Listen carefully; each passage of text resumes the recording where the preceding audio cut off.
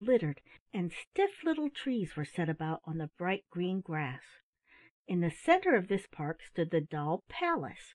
It was pure white, finished in gold, and had real glass windows in it, and white marble steps leading up to it, and high gilded gates where a guard of soldiers turned out to present arms, and a band was beginning to play.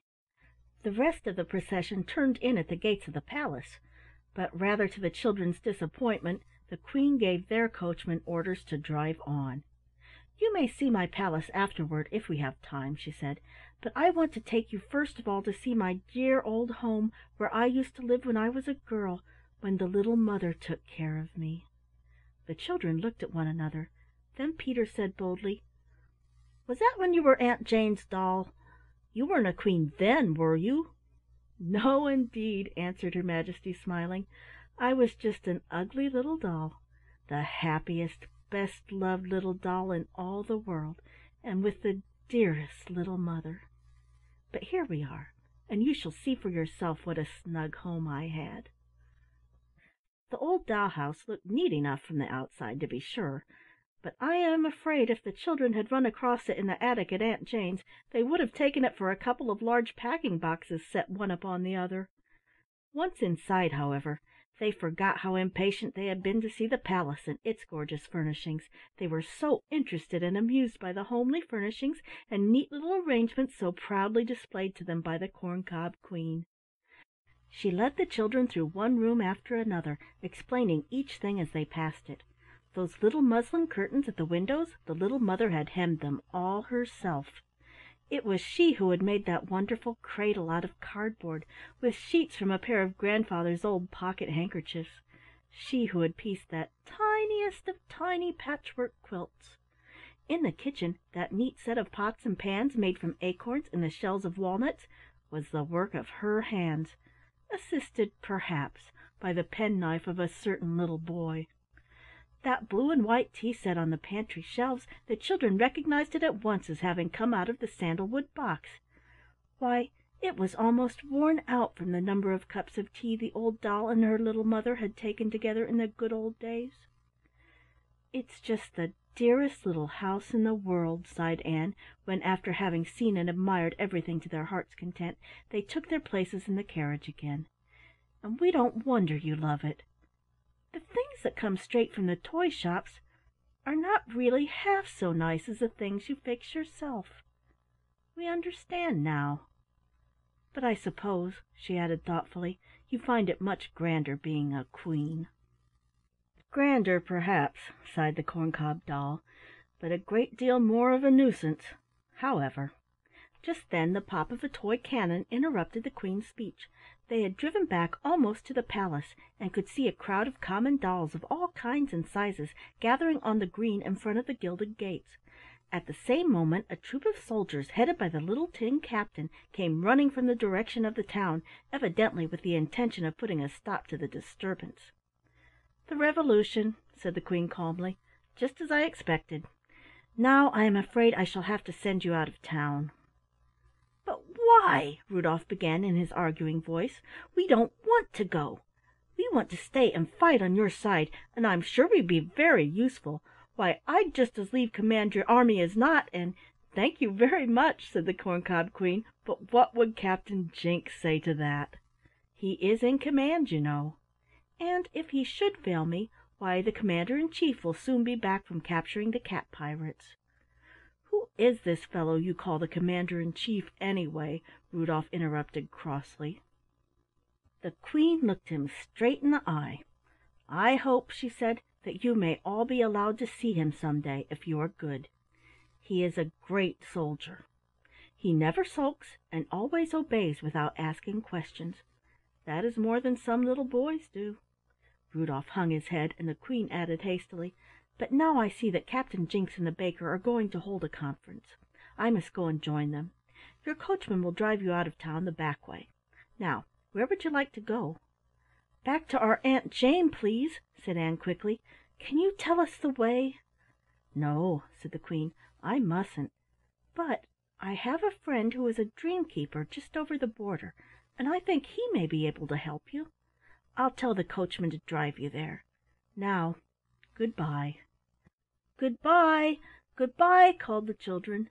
The coachman touched up the horses. They were whirled away in a cloud of dust through which they looked back regretfully at the queenly figure on the little wooden horse, who waved her hand again and again in kindly farewell. They saw her joined by Captain Jinks and by a stout person in a white cap and apron, who handed the Queen what seemed to be some kind of document printed upon a large sheet of pie crust. "That was the baker, I guess," said Rudolf, "and I dare say what he was handing her was the declaration of war. Oh, what a shame it is we're going to miss all the fun!" "And the refreshments," sighed Peter. "We always do. I never did taste a declaration of war, but it looked awful good. The very next time I see one I'm going to—" But what Peter was going to do Ann and Rudolf did not hear, for at that moment they were all three nearly spilled out of the little carriage by the furious rate at which their driver turned a corner. They had left the doll's city far behind them, and were out on the long brown road that led past the little tent where the children had been arrested by Jinks and the sergeant. Now they were out in the open country, hurrying past the wonderful bright-colored plains, past fields of pink and purple, blue and green and yellow, white and scarlet, faster and faster all the time, the horses rushing along with such curious irregular jerks and bounds that it was almost impossible for the children to keep their seats, and they expected at each moment to be dumped in the middle of the road. "Look out!" shouted Rudolf to the coachman. "Don't you see you are going to upset us?" The coachman was a very grand-looking person in a white and gold livery. He never even turned his powdered head as he shouted back, "Didn't have no orders not to!" And for some time they tore on faster than ever. At last Ann leaned forward and caught hold of one of the coachman's little gold-embroidered coat-tails. "Oh, do take care!" she cried. "You might run somebody down." "That's it!" The coachman's voice sounded faint and jerky, and the children could hardly catch the words that floated back to them. "Running running down as fast as ever I can. Most complicated insides in all the kingdom can't be wound up not by likes of you." The horses were no longer galloping. Now they were slowing up, now they stopped, but with such a sudden jerk that all three children were tumbled out into the road. They had been expecting this to happen for so long that the thing was not such a shock after all, and somehow they landed without being hurt in the slightest. They picked themselves up and saw the little carriage standing at the side of the road, the horses perfectly motionless, each with a forefoot raised in the air, the coachman stiff and still upon his box, gazing straight in front of him. "He'll stay like that," said Peter mournfully, rubbing the dust from his knees, "till he's wound up again. I wish we had the key." "I wish we did," said Rudolf crossly. "You know what Betsy says about if wishes were horses, beggars could ride. Well, they aren't, so we've got to walk now. I wonder where we are." Looking around them, the children saw that they had come to the very last of the many-colored fields, where the brown road ended in a stretch of creamy yellow grass. Just beyond, a thick woods began, but was divided from the creamy field by a broad, bright strip of color, like a long flower-bed, planted with flowers of all kinds and colors, set in all sorts of different patterns, stars, triangles, diamonds, and squares. "That's the border!" shouted Ann, "and over there somewhere we'll find the person the Queen said would help us get back to Aunt Jane. Come on!"